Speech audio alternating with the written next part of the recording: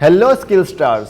तो मॉड्यूल 2 का चैप्टर 3 है हमारे पास और वो बेसिकली हम पढ़ भी चुके हैं, लेकिन उसको थोड़ा सा डिटेल से हमने देखना है कि फ़ॉन्ट और अलाइनमेंट जो ग्रुप्स हैं उसमें हम और क्या क्या कर सकते हैं।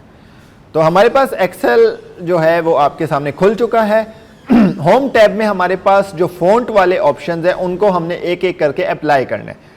मुझे बेसिकली ये जो फ़ॉन्ट है इसको चेंज करना है, तो मैं इस पर एरियल ब्लैक करना चाहता हूँ। तो फिर मुझे इसके तीनों को सिलेक्ट करके यहाँ पे थोड़ा सा कॉलम विड्थ को इंक्रीज़ करना पड़ेगा क्योंकि वो थोड़ा से बड़े फ़ॉन्ट है, और फिर ओके कर दूंगा और ये एडजस्ट हो चुके हैं।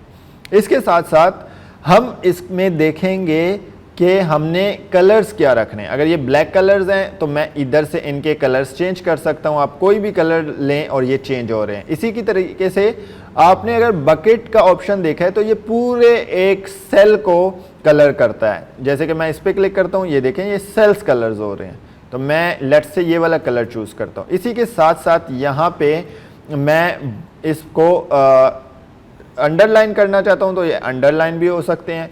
इसको अगर मैं बॉर्डर्स लगाना चाहता हूँ तो ये यहाँ पे बॉर्डर्स आप सारे राइट लेफ़्ट लगा सकते हैं, लेकिन मोर बॉर्डर्स में आप इकट्ठे सारी जगह पे भी लगा सकते हैं और इसको मैनेज कर सकते हैं। तो इसको मैं थोड़ा सा ये वाले बॉर्डर्स वाले मुझे पसंद है, तो मैं इसको ये सिलेक्ट कर लेता हूँ और ओके कर देता हूँ, और ये बिल्कुल अच्छे बॉर्डर्स अब लग रहे हैं। इसी तरीके से हमारे पास जो फ़ॉन्ट वाले सेक्शन में है, यहाँ से आप फ़ॉन्ट बड़ा और छोटा कर सकते हैं। लाइक मैंने डाटा सेलेक्ट किया और मैं इसको एक साथ ही बड़ा छोटा करना चाहता हूँ तो वो डायरेक्ट हो जाएंगे, बजाय ये कि इसके। और अगर आपको कोई नंबर याद है, लाइक 36 याद है, मैं 36 प्रेस करके एंटर करता हूँ, ये सारा फ़ॉन्ट बड़ा हो जाता है। अगर मैं कहता हूँ यार यहाँ पे ये बहुत बड़ा हो चुका है, मैं 18 प्रेस करके एंटर करता हूँ तो ये आपके सामने 18 आ गई, लेकिन ये भी बहुत बड़ा है। तो मैं इसको लेट से 12 करके एंटर कर दूंगा, आपके सामने ये छोटा हो गया। अब इनको मैं लाना चाहता हूँ, अलाइन करना चाहता हूँ अलाइनमेंट वाले सेक्शन में, होम टैब में। तो ये यहाँ पे मैं मिडल में भी कर सकता हूँ और इसको इधर भी कर सकता हूँ। अगर मैं चाहता हूँ ये वाले जो एम्प्लॉई नंबर हैं ये साइड पे रहें तो मैं इसको साइड पे कर सकता हूँ, इस साइड भी कर सकता हूँ, और बाकी मेरे मिडल में ही रहेंगे। इसके अलावा अगर टेक्स्ट को थोड़ा सा आप क्लॉकवाइज या एंटी क्लॉकवाइज ले जाना चाहते हैं तो मैं इसको ऐसे भी लिख सकता हूं और इसका अंडरलाइन ख़त्म कर सकता हूं।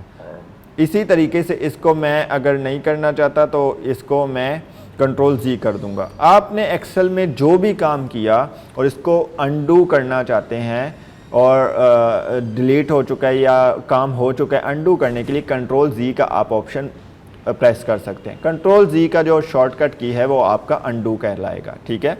इसी तरीके से रैप टेक्स्ट जो है वो ऐसे होगा कि मैंने यहाँ पे ये जो है काफ़ी ज़्यादा छोटा हो चुका है। मैं कहता हूँ कि इसके भी एक ही ये बोनस जितने जो है ना इसके साइज़ के सारे ऑप्शन हो, लेकिन टेक्स्ट रैप हो जाए। मैं इसको क्लिक करके रैप टेक्स्ट करूँगा तो ये ईजीली ऊपर नीचे हो जाएगा, ये देखें।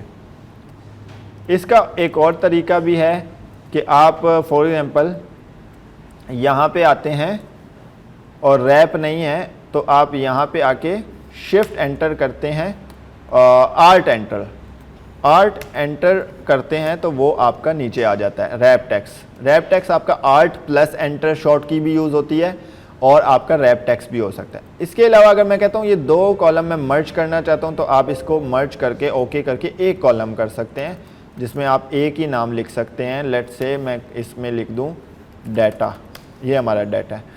तो ये हमारे पास इसके अंडर भी नेम और ये वाले ऑप्शंस बन सकते हैं। तो ये जो हमारा फ़ॉन्ट और अलाइनमेंट का सेक्शन है, इससे बेसिकली हमने ये सीखा कि डाटा को प्रेजेंट कैसे करना है, प्रेजेंट करके उसको अच्छा कैसे दिखाना है, फ़ॉन्ट से, कलर से मर्ज करके, रैप टेक्स्ट करके उसको मैनेज कैसे करना है, और वो बहुत एक खूबसूरत अंदाज में आपके सामने डाटा प्रेजेंट होगा। तो चैप्टर 3 ऑफ मॉड्यूल 2 फिनिश हो चुका है। Let's meet in module 3 chapter 1। Thank you.